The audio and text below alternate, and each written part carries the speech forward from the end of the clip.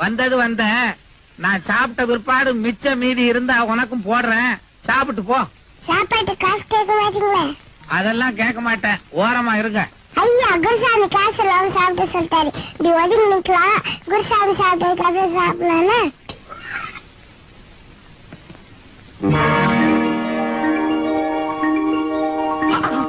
இன்னும் கொஞ்சம் போடு.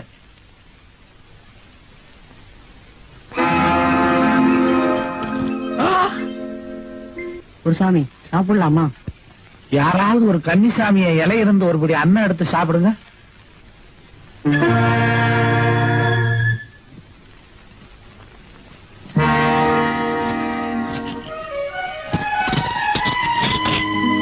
காசுதான் முக்கியம், சாப்பிடுங்க.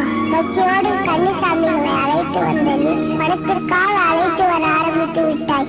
உனக்கு பணம் தானே முக்கியம், இல்லைனாலே இருக்கிறது.